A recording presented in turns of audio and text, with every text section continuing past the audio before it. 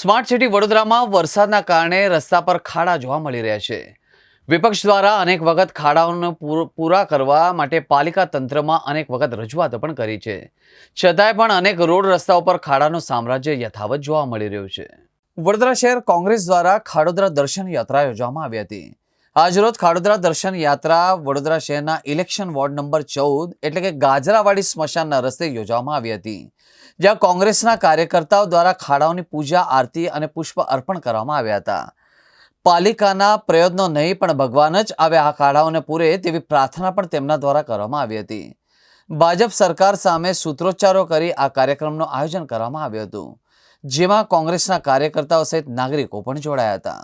વડોદરા શહેરને જે ખાડોદરા આ તંત્ર દ્વારા આ સરકાર દ્વારા બનાવીને મૂકવામાં આવ્યું છે, લોકો પાસેથી અઢળક રૂપિયા વેરાના નામે ઉઘરાવવામાં આવે છે, પણ એ વેરાના ભાગરૂપે જે વળતર પ્રજાને મળવું જોઈએ એ વળતર સંપૂર્ણપણે પ્રજાને મળતું નથી।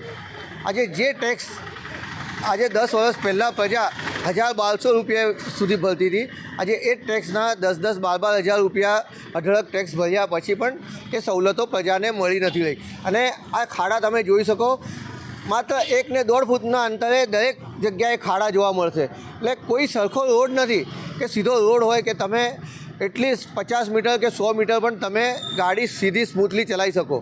એની જગ્યાએ 1.5-2 ફૂટે દરેક જગ્યાએ ખાડા જોવા મળે છે। આખું વડોદરાને આ ખાડોદરા બનાવી દીધું છે, અને એના કારણે પ્રજાને જે હાડકાઓની બીમારીઓ, મણકાની બીમારીઓ, કમરની બીમારીઓ, જે કમર તોડી નાખે એવા ખાડામાં પડીને લોકોને જે અસહ્ય વેદનાઓ અનુભવવી પડે છે, આજે વેદનાઓમાંથી મુક્તિ મળે એના માટે આજે અમે આ કાર્યક્રમ આપ્યો છે। અને એ કાર્યક્રમના ભાગરૂપે આજે ખાડોત્સવ તરીકે આ સરકારને બતાવવા માગીએ કે તમે આટલા બધા ઉત્સવ ઉજવો છો, તો આ પણ એક ખાડોત્સવનો પણ એક શુભારંભ કરીને લોકોને બતાવો કે તમે કેવા ખાડા અહીંયા લોકોને સમર્પિત કર્યા છે।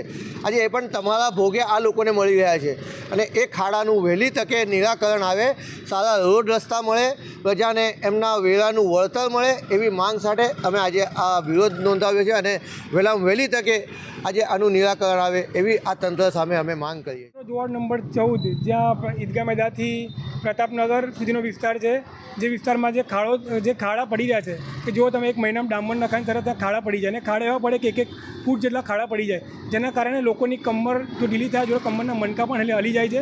એના લીધે આજે અનોખો વિરોધ કરવામાં આવ્યો છે। વિરોધમાં અમે ખાડાનું ફૂલથી સ્વાગત કર્યું, અને ખાડોત્સવ તરીકે ઉત્સવ મનાવ્યો છે। ભાજપ તરીકે રીતે ઉત્સવ મનાવે છે, તો કદાચ એમને પણ ખાડોત્સવ મનાવવો જોઈએ।